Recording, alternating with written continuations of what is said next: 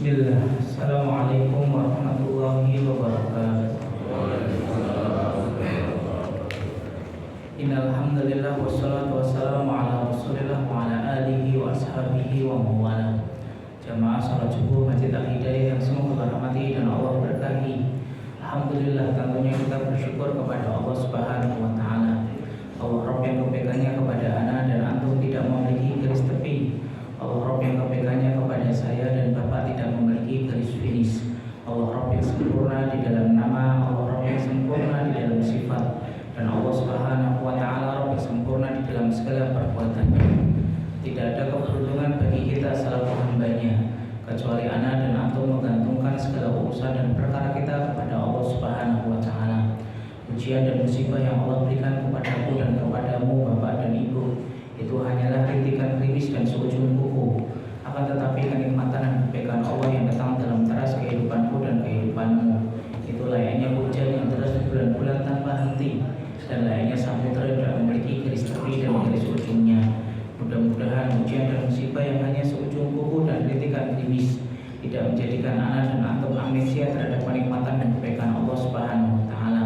Dan semoga Allah senantiasa membimbing kita dalam setiap titian kebaikan, dan Allah tidak pernah meninggalkan anak dan antum walaupun sekejap mata. Amin. Jamaah salat subuh Masjid Al-Hidayah yang semoga Allah rahmati dan Allah berkahi. Hari ini kita masih melanjutkan pembahasan estafet kitab 40 karakteristik mereka yang dicintai oleh Allah Subhanahu wa taala. Kenapa kita membahas kitab ini secara maraton dan secara paralel?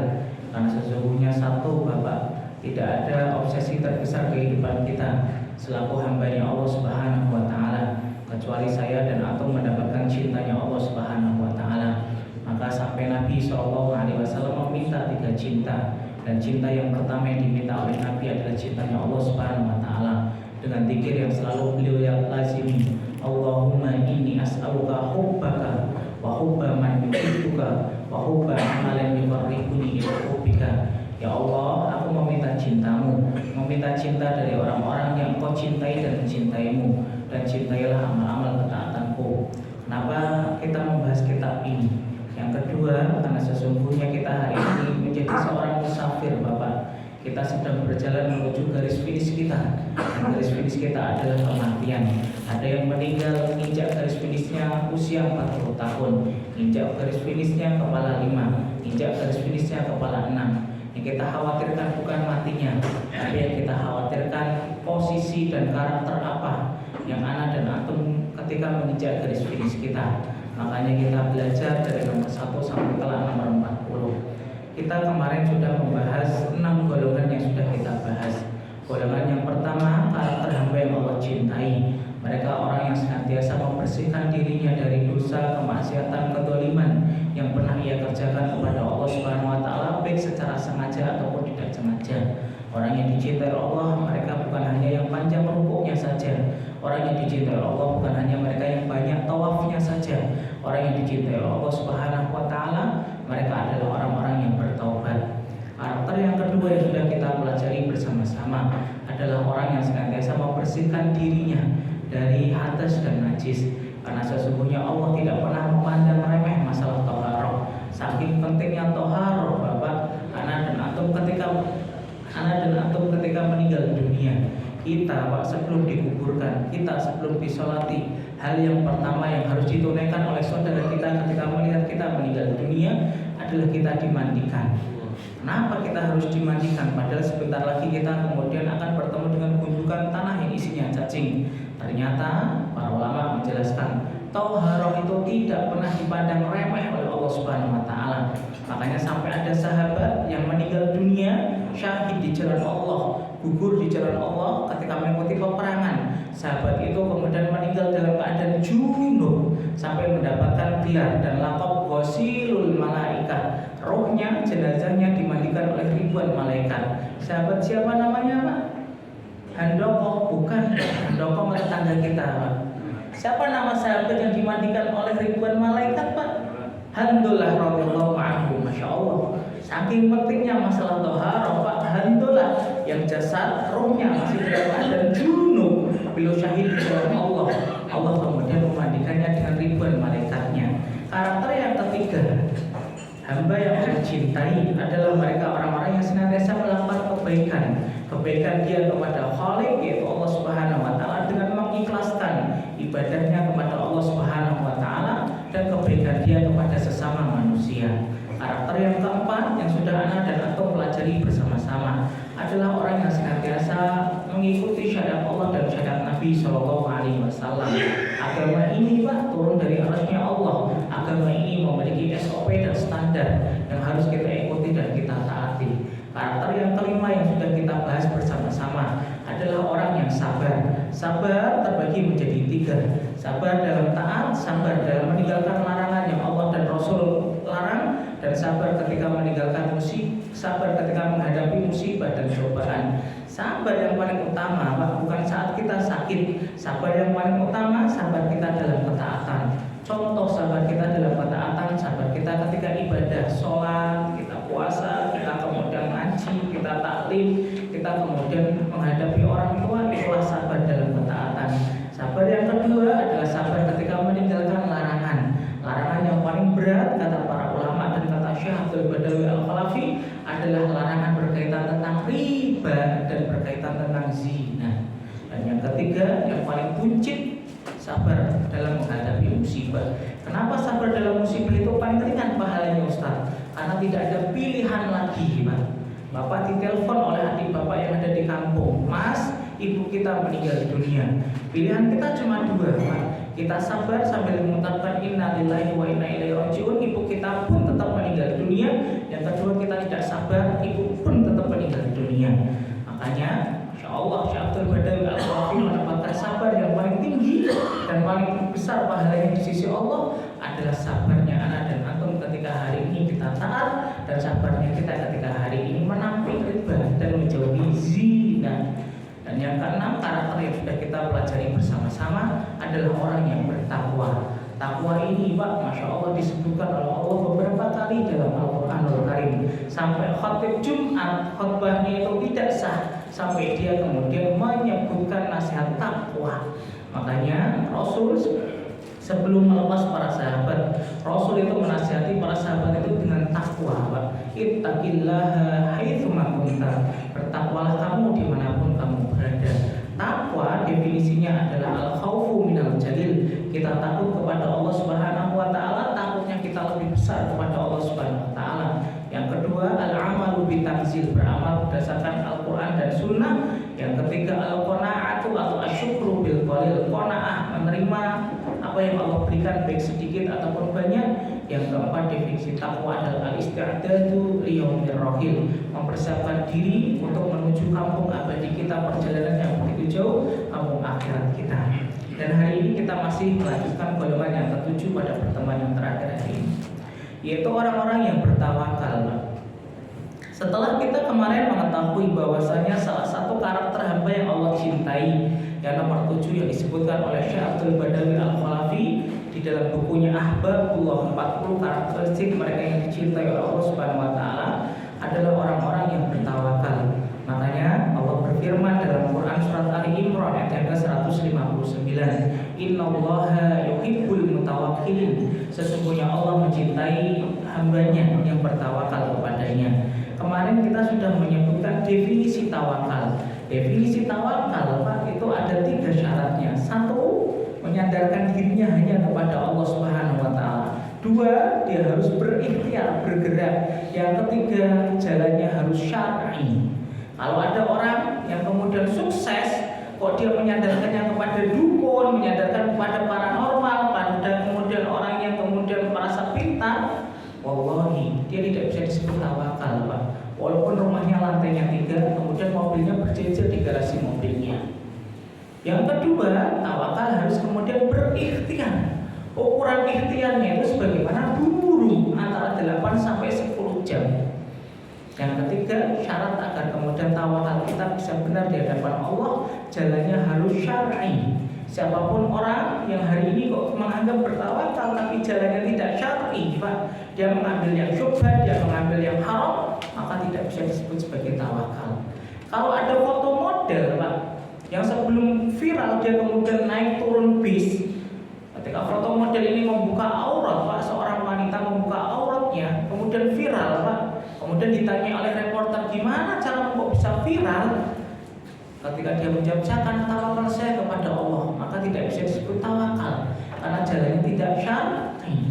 Kalau ada maling, kalau ada koruptor, korupsi beribu-ribu triliun di Indonesia ini, kok tidak pernah ketangkap KPK dan keendus oleh KPK Pak? Ketika ditanya oleh temannya, gimana cara kok bisa selamat dari KPK dan polisi, dan mereka tidak bisa kemudian mengetahui korupsimu, karena ini tawakal saya kepada Allah, maka tidak bisa disebut tawakal kalau jalan tidak syar'i. Maka hari ini kita akan membahas apa dahsyatnya tawakal. Karena kita tahu ikhwan, amalan itu terbagi menjadi dua Bapak dan Ibu. Ada amalan dohir, ada amalan batin. Amalan dohir, sholat, kelihatan Pak, antum sujud, antum rukuk, antum iktidal, kelihatan. Antum puasa Ramadan, itu amalan dohir, kelihatan. Antum gak makan dan minum semenjak adzan fajar sampai adzan maghrib. Antum haji, umroh, tawaf, sa'i, tahallul, kelihatan. Itu amalan dohir. Dan ada yang kedua Pak, amalan batin, amalan hati. Dan contoh amalan hati adalah tawakal, ridho, ikhlas, syukur. Itu tawakal, amalan hati. Maka sekarang kita akan membahas bahwasanya Pak, tawakal itu memiliki positioning yang luar biasa di hadapan Allah Subhanahu wa taala ya Pak. Amalan hati itu memiliki posisi yang luar biasa di hadapan Allah Pak. Mana dalilnya Ustaz kalau amalan hati itu memiliki positioning yang luar biasa di hadapan Allah? Kita datangkan 3 dalil Pak. 3 dalil ini akan kemudian melihatkan dan bagaimana menampakkan kepada anak dan antum bahwasanya amalan hati itu tidak pernah remeh di hadapan Allah Subhanahu wa taala. Dalil yang pertama Pak disampaikan oleh Nabi SAW ketika Nabi mengabarkan seorang laki-laki Ansor Pak menjadi penduduk surga sampai 3 kali Pak. Ketika Nabi SAW duduk menyampaikan ilmu bersama para sahabat, kemudian Nabi terdiam sejenak. Ketika Nabi terdiam sejenak, Nabi kemudian berkata, "Yatla fikum rajulun min ahlil jannah." Bentar lagi ada laki-laki dari Ansor yang menjadi penduduk surga. Ternyata yang muncul Pak, laki-laki Ansor, jenggotnya basah, nenteng sandal dengan tangan kirinya, duduk di majelis Nabi. Nabi kemudian melanjutkan ilmunya kembali. Hari berikutnya Pak, Nabi duduk bersama para sahabat. Nabi menyampaikan ilmunya. Ketika itu Nabi terdiam sejenak Pak. Nabi kemudian berkata, "Yatla fikum rajulun min ahlil jannah." Bentar lagi nih ada orang yang menjadi penduduk surga. Yang muncul Pak, ternyata laki-laki Ansor yang kemarin, jenggotnya basah, nenteng sandal dengan tangan kirinya, duduk di majelisnya Nabi. Nabi melanjutkan ilmunya kembali. Di hari yang ketiga Pak, Nabi duduk lagi bersama para sahabat menyampaikan ilmu yang disampaikan oleh Allah dan Nabi SAW. Kemudian Nabi terdiam sejenak. Kemudian Nabi berkata, "Yatla fikum rajulun min ahlil jannah." Bentar lagi nih ada laki-laki penduduk surga yang akan muncul di tengah-tengah kita. Para sahabat itu nunggu Pak, siapa laki-laki ini kok Nabi sampai 3 kali. Ternyata yang muncul adalah laki-laki Ansor yang kemarin, jenggotnya basah, nenteng sandal dengan tangan kirinya, duduk di majelisnya Nabi SAW. Para sahabat Pak saling penasaran, kok bisa laki-laki Ansor ini yang gak terkenal di antara kami dijamin dan digaransi oleh Nabi sampai 3 kali Pak. Umar dikabarkan Nabi masuk surga hanya 2 kali Pak. Umar fil jannah. Tapi khusus laki-laki Ansor ini digaransi oleh Nabi sampai 3 kali. Para sahabat ini saling bergumam dalam hatinya, amal apa yang dilakukan oleh laki-laki Ansor ini sampai Allah dan Nabi menggaransi surga. Antara para sahabat saling penasaran. Tapi sahabat yang paling penasaran adalah Abdullah bin Amr bin As. Putra siapa Pak? Amr bin As. Yang membuka kota Jakarta, Serdang, bukan Pak. Amr bin As membuka kota mana Pak? Mesir, insyaallah. Abdullah bin Amr bin As ini paling penasaran Pak, memberanikan diri bertanya kepada kemudian laki-laki Ansor ini, "Wahai laki-laki Ansor, bolehkah aku menginap barang di rumahmu maksimal 3 hari? Karena aku sedang ada masalah dan problem dengan bapakku Amr bin As radhiyallahu anhu." Padahal Abdullah bin Amr bin As gak ada masalah Pak. Beliau dalam tanda kutip pengen mencuri amal apa yang dilakukan oleh laki-laki Ansor ini sampai Nabi menggaransi surga sampai 3 kali. Maka diizinkan, silahkan wahai Abdullah, dengan senang hati kami kemudian menerimamu untuk menginap dan bertamu di rumah kami yang sederhana. Bertamulah Abdullah bin Amr bin As. Abdullah bin Amr bin As kemudian mencengkal matanya, nggak tidur. Beda dengan kita, para sahabat, orang-orang salih sebelum ana dan antum, ketika kemudian terdengar surga, Pak, di majelis ilmu beliau tidak tidur, Pak. Beda dengan kita, di majelis ilmu tidur, di khutbah Jumat ngorok anak. Beda. Abdullah bin Amr bin As itu pengen mencuri, Pak, karena pengen tahu bagaimana aktivitinya selama 24 jam. Beliau tidak tidur, Pak. Tibalah adzan maghrib, sholatnya biasa kayak para sahabat, nggak masbuk. Kemudian habis sholat duduk di masjid membaca Quran biasa kayak para sahabat. Sholat isya biasa, nggak masbuk lagi. Habis sholat isya ditunggu sama Abdullah bin Amr bin As. Pastinya habis ini dia tahajud, penduduk surga. Ternyata beliau kemudian ngobrol sebentar dengan Abdullah bin Amr bin As. Habis itu tidur, Pak. Sampai kemudian sepertiga malam yang kedua, setengah tiga, Pak, bangun sebentar, garu-garu, zikir, kemudian tidur lagi sampai menjelang adzan fajar, Pak. Abdullah bin Amr bin As ini bergumam dalam hatinya, loh, penduduk surga nggak sholat tahajud. Ternyata nggak sholat tahajud. Nah, habis ini jangan dijadikan dalil ya, Pak. Ternyata penduduk surga nggak sholat tahajud, Ustaz, salah, Pak. Apa ada amalan yang istimewa dari beliau nanti? Ya. Ternyata malamnya itu biasa. Abdullah bin Amr bin As menduga ini pasti siangnya yang luar biasa. Kalau malamnya biasa saja, ditunggu, Pak, sholat subuh, duha, duhur, amalnya biasa. Hari yang pertama, Abdullah bin Amr bin As kemudian mikir, mungkin menyembunyikan dari saya yang pertama, hari yang pertama. Hari yang kedua beliau menginap, Pak, di laki-laki Ansor ini, Pak. Ternyata biasa, malamnya kemudian beliau tidak tahajud, kemudian siangnya juga nggak puasa sunnah Senin dan Kamis ataupun ayamul bid ataupun puasa Daud, biasa saja sampai 3 hari, Pak. Amalnya itu biasa saja, malamnya nggak tahajud, siangnya tidak kemudian puasa sunnah, biasa sampai akhirnya Abdullah bin Amr bin As itu pamit, wahai laki-laki Ansor, waktu menginap saya sudah habis. Karena maksimal menginap berapa, Pak? 3 hari. Waktu menginap saya sudah habis. Dan saya sebenarnya kalau boleh terus terang, saya nggak ada masalah dengan bapakku Amr bin As radhiyallahu anhu. Sebenarnya aku pengen mencuri amal apa yang kamu lakukan sampai Nabi SAW menggaransi dirimu masuk surga sampai 3 kali. Amr bin As kemudian, Abdullah bin Amr bin As kemudian pulang, Pak. Baru 1, 2, 3 lama dipanggil sama laki-laki Ansor. Wahai Abdullah, tenang, sini, wahai Abdullah. Kalau kamu melihat amalku ya kayak gini, sebagaimana kalian beramal. Tapi tahukah kamu, wahai Abdullah bin Amr bin As, aku memiliki amalan yang kemudian tidak aku kemudian tampakkan, yaitu amalan ketika aku sebelum tidur, aku selalu memaafkan kesalahan orang yang mendolimiku, dan aku nggak pernah hasad dan iri kepada mereka. Kemudian Abdullah bin Amr bin As itu tersenyum, Pak. Inilah amal yang susah kami tiru, ketika hatimu bersih, selalu memaafkan kesalahan orang lain yang menyakitimu, dan kamu memberikan kebaikan kepadanya, dan hatimu gak pernah iri dan hasad kepada orang yang beriman. Ternyata amalan hati.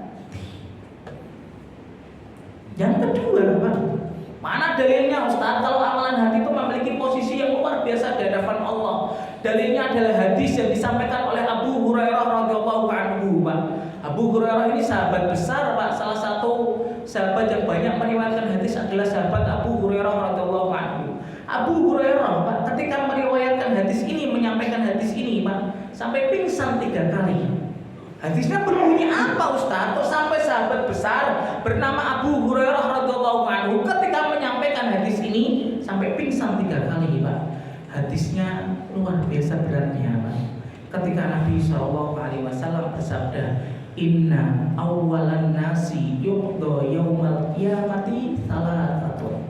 Orang yang telah masuk ke dalam neraka, Pak, pertama kali, sebelum orang kafir, sebelum orang musyrik, sebelum orang munafik, ada 3. Dan 3-tiganya ini spektakuler dalam amalan dohir. 1. Rajulun qatala fi sabilillahi hatta qutila.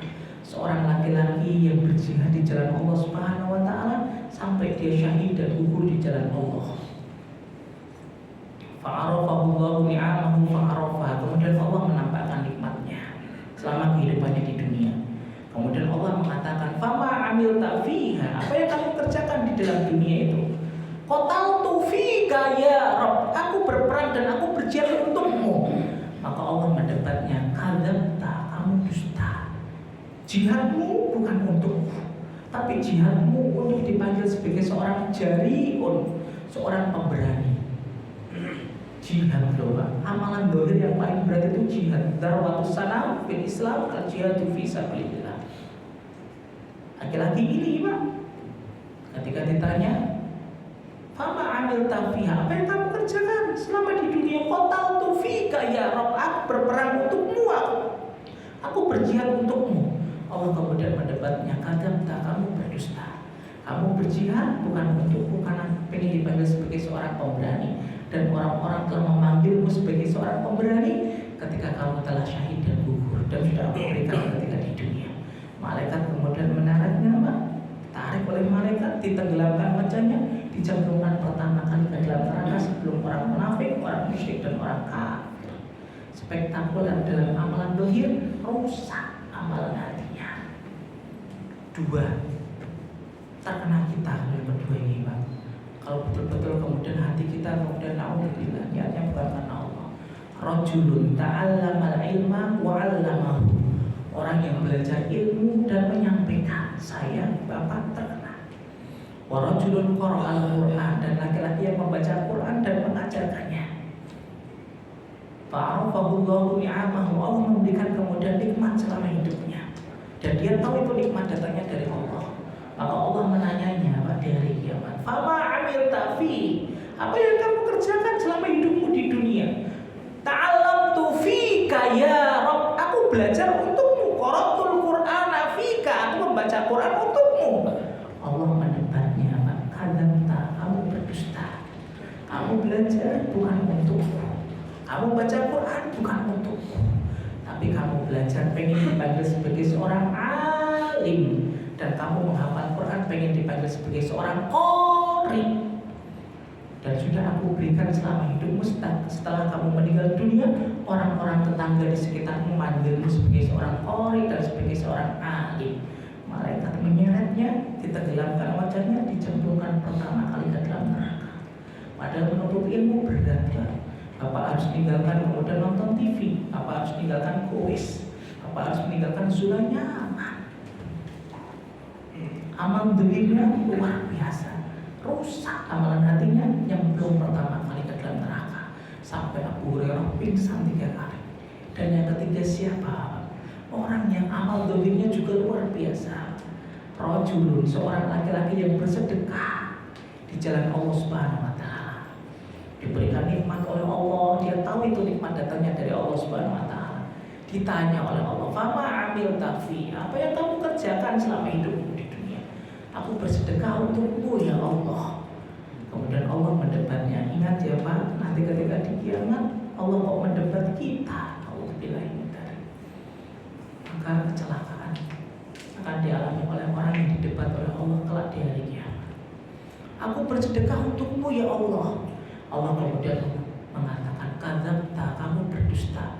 Sedekahmu bukan untukku, tapi sedekahmu pengen dipanggil sebagai seorang dermawan.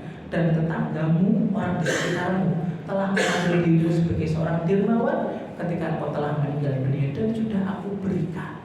Malaikat menyeretnya, ditenggelamkan wajahnya, dicemplungkan ke dalam neraka.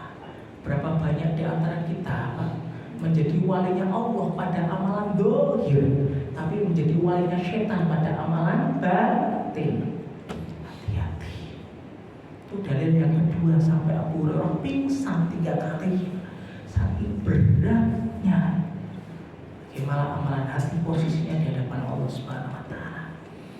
Dalil yang ketiga, Pak, bahwasanya amalan hati tidak bisa dipandang remeh dan sebelah mata adalah hadis Nabi SAW. Ketika Nabi bersabda, "Lau anfaqta," seandainya kalian berinfak, mithla uhudin dahaban, Emas sebesar Gunung Uhud berarti lebih besar daripada Freeport, Pak. Gunung Uhud itu lebih besar daripada Freeport, Bapak. Kalau umroh, Gunung Uhud itu salah satu gunung yang kelak ada di surga, Pak. Lebih gede daripada Freeport, Pak. Ya.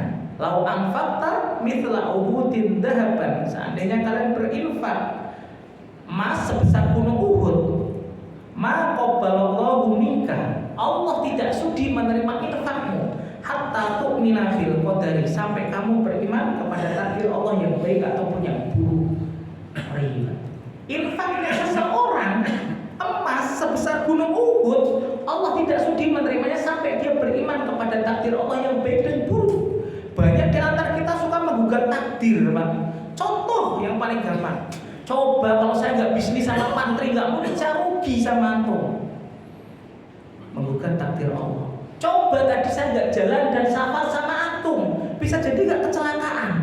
Menggugat takdirnya Allah. Banyak terucapan, lu amalan hati, Pak.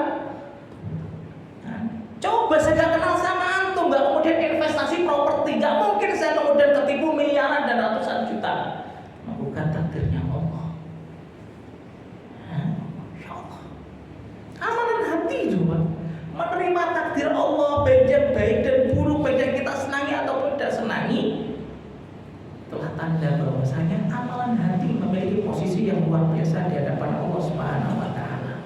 Maka setelah kita mengetahui ikhwan dan akhwat bahwasanya amalan hati memiliki posisi yang luar biasa di hadapan Allah, sekarang kita akan membahas apa dahsyatnya tawakal. Sampai kemudian para nabi dan rasul mereka bertawakal kepada Allah, Pak. Dahsyatnya tawakal yang harus anak dan antum pahami. Setelah memahami bahwasanya tawakal adalah menyandarkan diri hanya kepada Allah, berikhtiar, bergerak, kemudian ditempuh dengan jalan yang syar'i, maka kita hari ini akan membahas apa dahsyatnya tawakal. Orang yang bertawakal akan diberikan 4 keutamaan oleh Allah dan Nabi SAW. Keutamaan yang pertama bahwasanya dahsyatnya tawakal. Tawakal adalah Allah akan menjadikan hati orang yang bertawakal itu tenang dan lapang. Allah akan memberikan kepada orang yang bertawakal hatinya itu tenang dan lapang. Ya. Mana dalilnya, Ustaz? Dalilnya adalah hadis Nabi SAW, Pak. Ketika Syekh Abdul Badawi Al-Khalafi menyebutkan dalam halaman ke-122, hadis ini sahih riwayat kemudian Imam Ahmad. Ketika Rasul sallallahu alaihi wasallam bersabda, "Wa'lam annal ummata law istama'at ala ma yanfa'uka ala yanfa'uka bi syai'in lam yanfa'uka illa bi syai'in qad kataballahu laka. Walau istama'u ala ayadurruka bi syai'in lam yadurruka illa bi syai'in qad kataballahu 'alaika." Wa'lam, ketahuilah, annal ummata, seandainya seluruh manusia ini sepakat ala ayang fauka, untuk memberikan manfaat kepadamu, lam yang fauka illa bisyai'in qad kataballahu laka, maka manfaat ini tidak akan datang kepadamu ketika Allah tidak mengizinkan. Kalau seluruh manusia ini sepakat pengen memberikan duit 1 juta kepada Bapak, kalau Allah nggak mengizinkan 1 juta ini, Pak, tidak akan datang. Orang tawakal ketika tidak mengimani hadis ini, Pak, susah. Hatinya itu gelisah. Tapi kalau orang tawakal mengimani hadis ini bahwasanya kekuasaan Allah di atas kekuasaan manusia dan seluruh makhluknya Allah, dia tenang dan lapang. Dan sebaliknya, walau istama'u, seandainya seluruh manusia dari ujung barat ke ujung timur, dari ujung selatan ke ujung utara, ala ayaduruka, akan memberikan mara bahaya, pengen membunuhmu. Seluruh manusia ini sepakat, Pak, pengen membunuh kita. Lam yaduruka illa bisyai'in qad kataballahu 'alaika, maka mara bahaya itu tidak akan datang kepadamu ketika Allah tidak mengizinkan.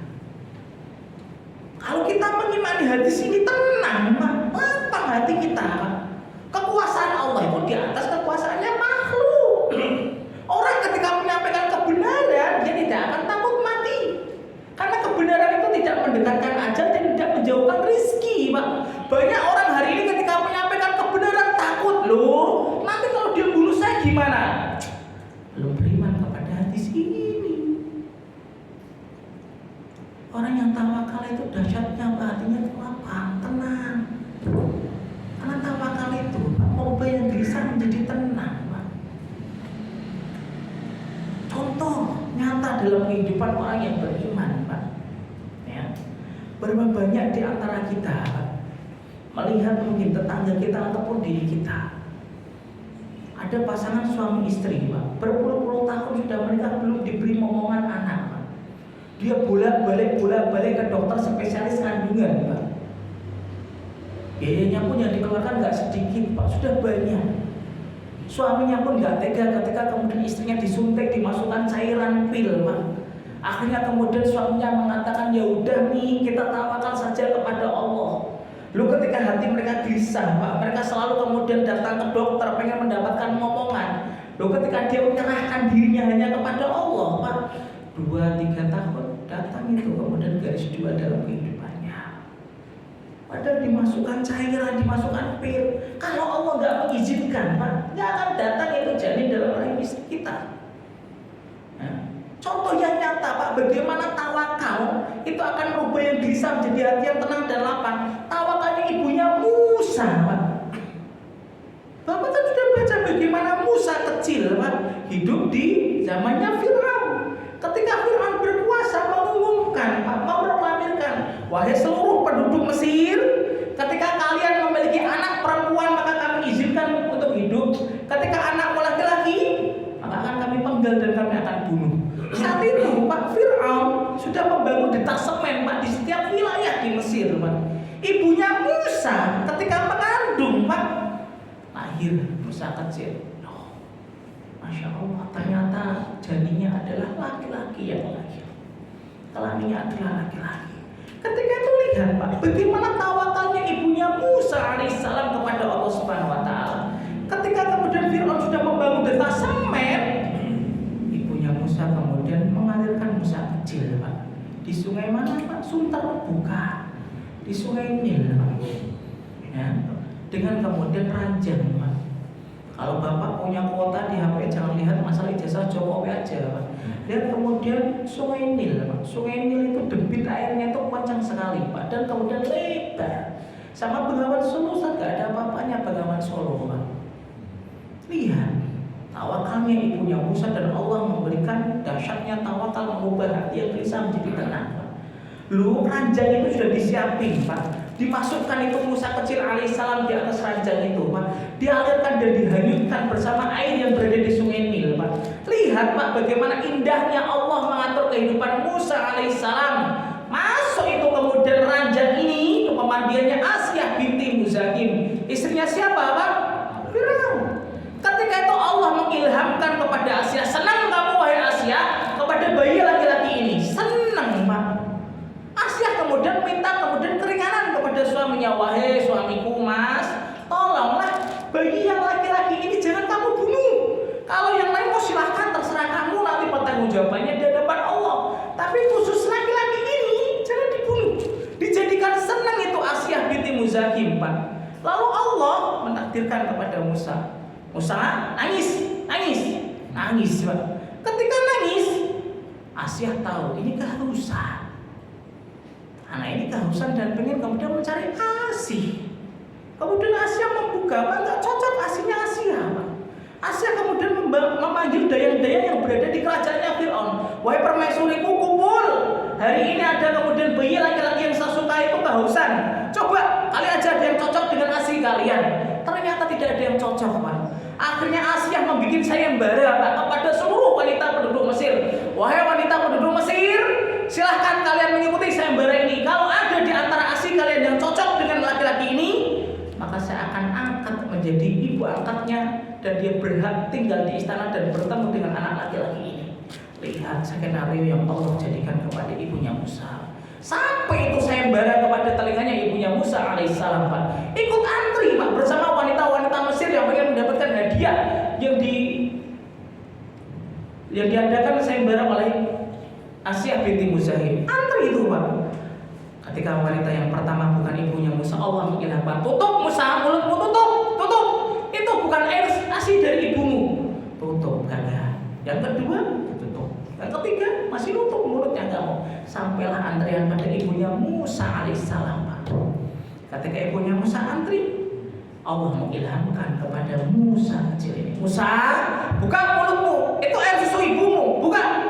Ketika dibuka Musa kemudian nenen kepada air susu ibunya, dan ibunya Musa bertemu dengan anaknya dalam keadaan paling aman di kerajaannya Fir'aun.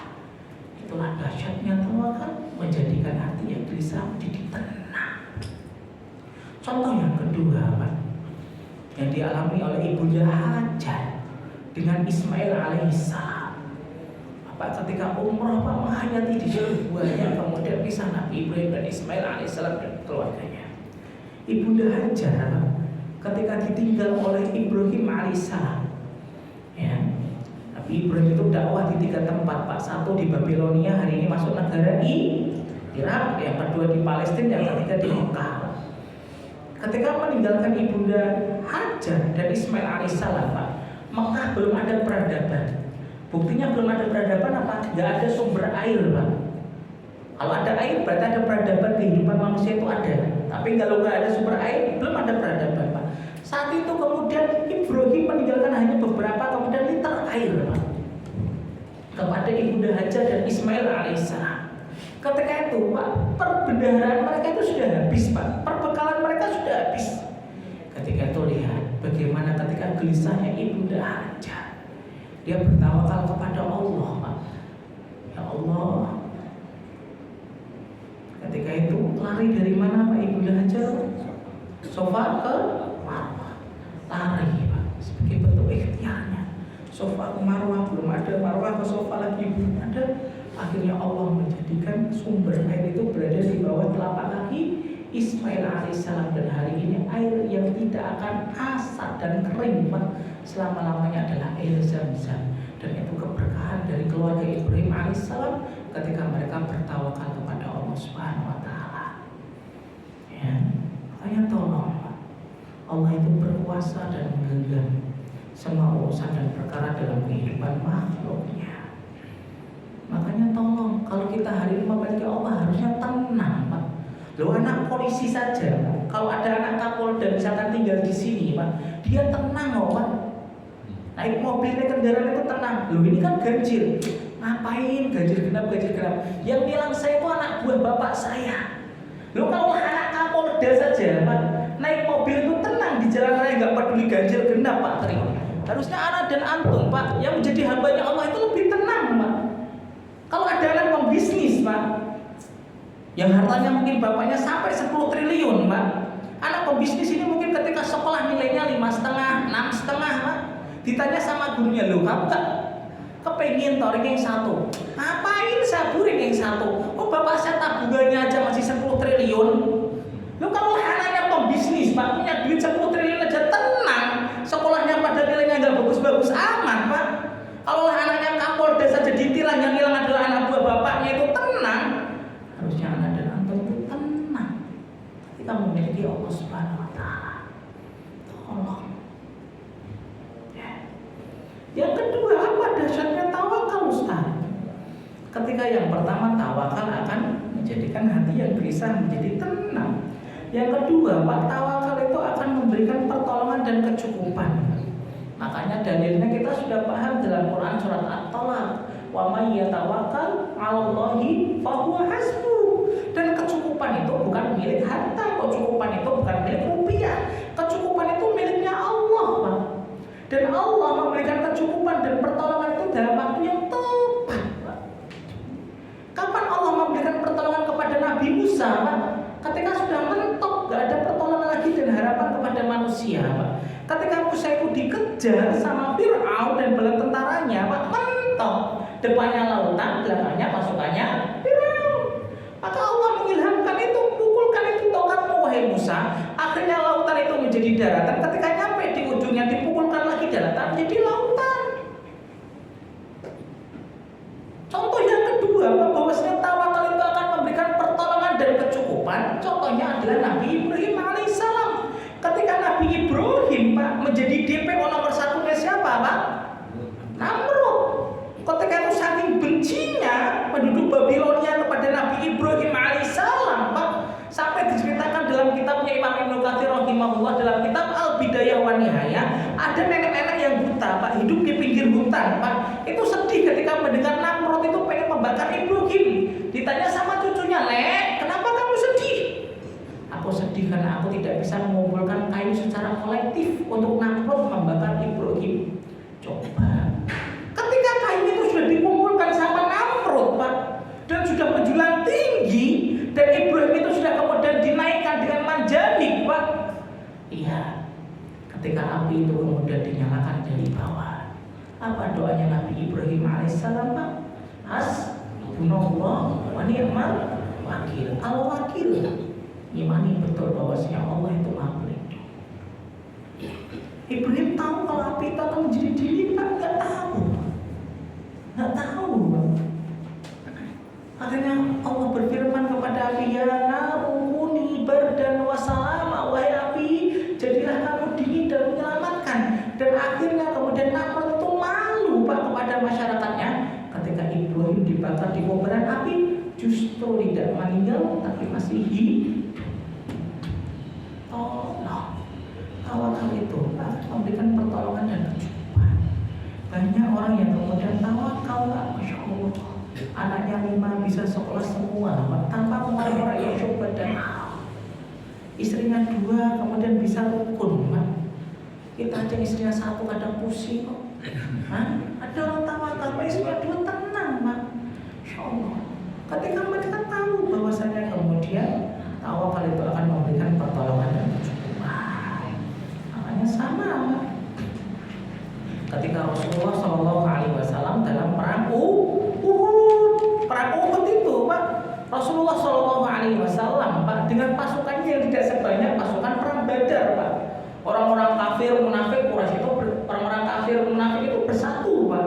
Makanya sampai Allah kemudian abadikan dalam Quran surat Ali Imran, Pak, "Innan nasa qad jama'u lakum fakhshawhum fazadahum imana wa qalu hasbunallahu wa ni'mal wakil." Ya, ketika perang Uhud sesungguhnya manusia telah mengumpulkan pasukan untuk menyerangmu. Ya, karena itu takutlah kepada mereka. Maka perkataan itu menambah keimanan mereka. Ketika orang munafik mengatakan, "Loh, kalian para sahabat gak takut dengan orang-orang kafir yang begitu banyak jumlahnya?" Kemudian mereka berkata, "Hasbunallah wa ni'mal wakil" dalam perang Uhud. Insyaallah. Yang kedua, tawakal akan memberikan kecukupan dan ketenangan. Yang ketiga, Pak, tawakal itu adalah kunci Allah memberikan rizki. Tawakal adalah kunci Allah memberikan rizki. Ya, makanya dalam hadis halaman 129, ketika kemudian Rasulullah SAW bersabda, "Lau annakum tatawakkaluna 'alallahi haqqa tawakkulihi la rusiktum kama yurzaqut thair taghdu himasan wa taruhu bitonan." Seandainya kalian bertawakal kepada Allah, maka Allah akan memberikan rizki kepada kalian, dan rizki kalian itu pasti akan datang sebagaimana kematian yang akan datang pada kalian. Lalu situ pasti Allah akan memberikan rizki kepada kalian. Kama toir, sebagaimana kemudian burung yang duhimason atau bitonan, terbang pagi dalam keadaan perutnya kosong, Pak, balik dalam keadaan perutnya kenyang. Makanya Masya Allah, burung saja, Pak, yang monoton, nggak ada inovasi, mereka nggak diberi akal oleh Allah, mereka yakin, Pak, bahwasanya rezekinya Allah itu akan datang, dan mereka nggak akan pesimis, Pak, dengan rezekinya Allah. Harusnya anak dan antum menjadi orang yang paling optimis, Pak. Burung itu kan monoton, Pak, pagi berangkat pulang, pagi berangkat pulang, namanya monoton. Beda dengan kita. Allah memberikan akal kepada kita. Ya, makanya Masya Allah, tolong orang yang bertawakal itu pasti akan Allah diberikan rezeki, Pak. Ingat, Pak, rezeki dan dunia itu beda. Allah memberikan nama ini pasti memiliki makna yang luar biasa. Kenapa panggung kita namanya dunia, tidak dinamai rezeki, Pak? Para ulama kemudian menjelaskan, kita harusnya paham, Pak, bahwasanya perbedaan antara dunia dan rezeki. Dunia, Pak, konotasinya itu selalu negatif, Pak. Dunia itu konotasinya itu negatif. Kalau rezeki konotasinya itu positif. Makanya doanya Nabi Musa itu meminta rezeki atau dunia, Pak? Rezeki. Dengan doa waqur rabbi zidni ilma warzuqni, Pak, sebut kata rezeki. Ya Allah, tambahkanlah ilmu kepadaku dan anugerahkanlah kepadaku rizki, kepahaman sebagaimana Kau ajarkan kepadaku. Makanya doanya Nabi setelah sholat subuh, Allahumma inni as'aluka ilman nafi'a waris kontohibah. Nabi gak menyebutkan dunia kathirah, rizki. Ya, berarti dunia konotasinya selalu negatif, rizki konotasinya positif. Yang kedua, Pak, dunia ini expirednya cepat, Pak. Kapan expirednya dunia, Pak? Ketika kita sakit. Bapak sakit ditawarin pizza 500 meter, hambar rasanya. Bapak sakit ditawarin es teler Bandung, hambar rasanya, Pak. Rizki long lasting, Pak. Bapak memiliki anak yang soleh, kelak akan memanennya di akhirat. Bapak memiliki kemudian amal jariah, kelak akan memanennya di akhirat. Rizki itu, Pak. Ya. Dunia itu expirednya cepat, Pak. Ya. Dan rizki itu long lasting. Yang ketiga, apa kemudian perbedaan dunia dan rizki? Dunia itu, Pak, dicari tidak cukup, Pak. Kalau rizki cukup. Masa Ustaz, lo buktikan, Pak. Orang tua kita dulu, Pak, nenek kakek kita, Pak, itu gak kerja kantoran, Pak. Kerjanya hanya tani, Pak, dagang, Pak. Anaknya 12 cukup, Pak. Orang sekarang, Pak, jadi DPR, istrinya cuma satu, anaknya cuma satu, Pak. Masih korupsi 10 miliar, 12 miliar, 271 triliun. Cukup, Pak. Yang dicari bukan rizki, tapi dunia. Rizki itu, Pak, yakul yashbah, makan kenyang. Coba lihat, orang tua kita dulu, Pak, Masya Allah, berangkat ke sawah, habis sarapan, bisa sholat subuh berjamaah. Berangkat, Pak, anaknya 12, Pak, 12-12-nya sekolah, Pak. Gak punya cicilan rumah sampai 25 tahun, Pak. Gak punya kredit motor sampai 5 tahun, Pak, coba. Loh, kalau itu gak rezeki yang dicari gak mungkin, Pak. Keberkahan Allah turun kepada mereka orang tua kita. Hari ini, Pak, anak cuma satu, Pak. KPR rumahnya 25 tahun, Pak. Mobilnya 5 tahun, Pak. Motornya udah 7 tahun, Pak. Hutangnya di mana-mana kartu kreditnya, Pak. Coba. Gaji 200 juta masih nolong duitnya rakyat, Pak. Ya dicari gak mungkin rezeki, Pak. Gak mungkin dia doa Allah ini selalu habis subuh, Pak. Bisa punya 8:30 kok, Pak. Coba. Maka tenang, ada pedagang, Pak. Insya Allah. Tulisan di gerobaknya itu kemudian menarik sekali, Pak. Kaifa akhafu minal faqr wa ana abdul ghani. Bagaimana aku takut kemiskinan sedangkan Rabb adalah Rabb yang Maha Kaya. Orang kalau mengimani bahwasanya tawakal, rizki itu akan datang sebagaimana kematian akan datang dalam teras kehidupan kita, insyaallah hatinya akan tenang. Ya. Yang keempat, Pak, apa perbedaan dunia dengan rizki? Orang yang mencari dunia itu mudah stres, Pak. Dan orang yang mencari rizki itu bersahaja. Makanya sampai dalam kitab Ighathatul Lahfan itu dikatakan muhibbud dunya la yanfa'u illa min thalas. Pencari dunia itu, Pak, tidak akan lepas dari 3 perkara, Pak. Hammun lazimun, kesedihan yang terus menerus, Pak. Wa ta'abud daiman, capek yang tidak ada batasnya, Pak. Wa hasratul la tanqadi, dan kerugian tidak ada habisnya. Makanya orang kalau di jalan, Pak, kalau dia nyari dunia, Pak, serempetan dikit saja, Pak, yang keluar itu kata-katanya bukan dikir, Pak, ragunan, Pak. Babi kamu. Coba ragunan di absen, Pak. Pak, itu sama astagfirullah. Pagi-pagi udah absen ragunan, Pak. Coba. Kalau orang nyari rezeki, Pak, banyak botol, innalillah, qadarullah. Kemudian mungkin minumannya diambil sama orang, Masya Allah, semoga Allah kemudian memberikan manfaat kepadanya dan mengganti dengan lebih baik. Tenang, Pak. Ya. Makanya Masya Allah, Allah itu jadikan, Pak, kehidupan orang yang beriman itu sedang-sedang saja, Pak. Kenapa Allah jadikan kehidupan orang beriman itu sedang-sedang saja, Pak? Enggak mewah sebagaimana orang kafir hari ini, Pak. Karena agar bersyukurnya itu kemudian simpel. Contoh kita, Pak, makan di warteg Jaya Bahari saja sudah senang, Pak. Ya. Kita makan di warteg saja sudah senang, Pak. Insya Allah. Anak, Pak, anak bapak kalau jarang dikasih mainan, Pak, dikasih mainan mobil-mobilan satu saja sudah senang sekali. Beda kalau anak bapak selalu kemudian dikasih fasilitas mainan, Pak. Ya, dikasih terus fasilitas mainan, maka dia akan kemudian bosan, Pak. Makanya Masya Allah, kenapa ya? Allah kemudian tidak mengabulkan kemudian harapan saya Ustaz. Bisa jadi dua Pak. Harapan yang antum minta kepada Allah itu tidak baik Pak.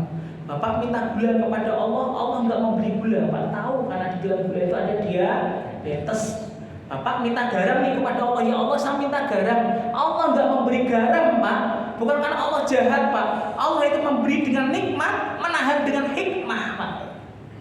Bapak kalau dikasih garam tahu Bapak akan hipertensi. Bapak minta jeruan Pak, sama kemudian kuah Pak. Allah nggak memberikan jeruan dan santan kepada antum Pak. Tahu kalau antum makan jeruan dan santan akan kemudian asam urat dan kolesterol Pak. Makanya harus antum pahami Allah itu memberi dengan nikmat, menahan dengan hikmah Pak. Ya. Makanya Masya Allah.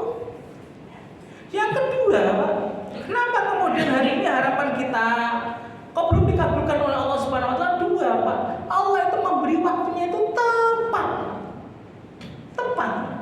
Misalkan Pak Tri nelfon ke saya, Ustaz, Bekasi panas atau hujan? Hujan Pak. Saya kirim ya Ustaz. Kirim apa Pak? Ya, hujan berarti dikirim rojan. Hujan-hujan harus dikirim rojan. Udah ronde hujan-hujan kan? Harusnya udah ronde Pak Tri. Ya, bisa jadi belum memberi ke saya, baik, tapi tidak tepat. Dan Allah ketika memberi kepada seorang hamba itu Pak, tepat waktunya. Ya, tepat waktunya. Diingat, Allah itu memberi kita itu dalam waktu yang tepat Pak. Sebagaimana Allah menolong Muhammad dan Rasulullah, memberikan hadiah kota Yasrib, kota Madinah dalam waktu yang tepat. Makan soto Pak, atau seroto, enaknya itu cuma mangkok pertama Pak. Mangkok kedua, ketiga itu sudah biasa. Ya. Makan durian Pak, enaknya gigitan 1, 2, 3 Pak. Bapak makan durian 2 truk, muntah-muntah Pak. Coba Bapak dikasih durian ini, saya kasih ini Ustaz. Apa ini Pak, durian berapa? 2 truk Ustaz. Baik Pak, tapi gak tepat. Orang yang makan durian 2 truk itu akan muntah-muntah Pak. Ya. Orang kalau mengimani, Masya Allah, orang yang bertawakal itu akan Allah berikan rizki kepadanya. Dan rizki itu sudah Allah takar 50.000 tahun sebelum Allah menciptakan langit dan bumi. Dan yang keempat, apa keutamaan tawakal dan dahsyatnya tawakal? Tawakal itu Pak sebab mendapatkan surga tanpa hisab. Ingat Pak, orang yang masuk surga tanpa hisab adalah orang-orang yang bertawakal salah satunya. Ketika Rasulullah SAW bersabda, yadkhulunal jannah min ummati sab'una alfan bighairi hisabin wala adzabin. Kelak ada umatku yang masuk ke dalam surga Pak, jumlahnya 70.000 orang tanpa hisab dan tanpa adab. Salah satunya adalah wa'ala rabbihim yatawakkal. Mereka adalah orang yang senantiasa bertawakal kepada Allah Subhanahu wa taala. Insyaallah. Makanya sampai Nabi SAW bersabda dalam hadis yang lain riwayat Muslim, yadkhulunal jannah aqwamun afidatuhum mithlu afidatit tayr. Kelak ada umatku yang masuk ke dalam surga, hati mereka itu sebagaimana hati burung. Oh, kenapa Rasulullah menyebutkan hati mereka itu sebagaimana hati burung Pak? Karena 3. 1, hati burung itu hati yang lembut Pak. Hati burung itu lembut Pak, bukan kasar. Orang kalau hatinya lembut Pak, tidak suka kemudian memfonis, lembut kepada orang yang beriman, tidak sombong kepada orang tuanya, ya. Orang yang lembut Pak, tidak gampang memfonis, tidak gampang ketus Pak, ya. Tidak hasad dan iri, tidak suka memaafkan. Nah, itu hati burung. Yang kedua Pak, kenapa kemudian penduduk surga hatinya itu sebagaimana hati burung? Karena hatinya burung itu takut Pak. Hatinya burung itu takut Pak. Ya. Bapak, ketika ada burung makan kemudian di teras rumah kita Pak, kita kemudian gerakkan tangan Pak, burungnya kabur atau tidak Pak? Kabur, hatinya takut Pak. Dan hati orang yang bertawakal dan beriman itu sebagaimana hatinya burung, takut Pak. Kecuali burung yang digerakkan tidak kabur di mana Pak? Mekah. Kenapa kok enggak kabur? Karena burung itu tahu Pak, karena kota itu tidak boleh kemudian kita membunuh. Bunuh-bunuh nggak boleh Pak. Ya. Yang ketiga, hatinya burung adalah hati yang tawakal. Makanya orang yang tawakal dia akan mendapatkan mendapatkan surganya Allah Subhanahu wa taala tanpa adab dan tanpa hisab. Orang yang bertawakal akan mendapatkan rezeki dari Allah Subhanahu wa taala ketika dia berikhtiar sebagaimana ikhtiarnya burung antara 8 sampai 10 jam. Orang yang bertawakal Allah akan memberikan pertolongan dan kecukupan, dan orang yang bertawakal akan Allah jadikan hatinya tenang. Insyaallah. Itulah dahsyatnya tawakal yang kita pelajari pada kesempatan pagi hari ini. Sebelum ditutup, ada yang ditanyakan Pak tentang tawakal, dari definisi, keutamaan, dahsyatnya tawakal. Semoga kita termasuk orang-orang yang bertawakal kepada Allah Subhanahu wa taala, dan semoga telah kita bertemu di surganya Allah Subhanahu wa taala. Bertawakal kepada Allah termasuk amal hati yang memiliki posisi kedudukan luar biasa. Jangan khawatirkan tentang dunia. Dunia kita sudah dijatah oleh Allah. Ada yang Allah lapangkan, itu ujian baginya. Ada yang Allah sampaikan, itu pun ujian baginya.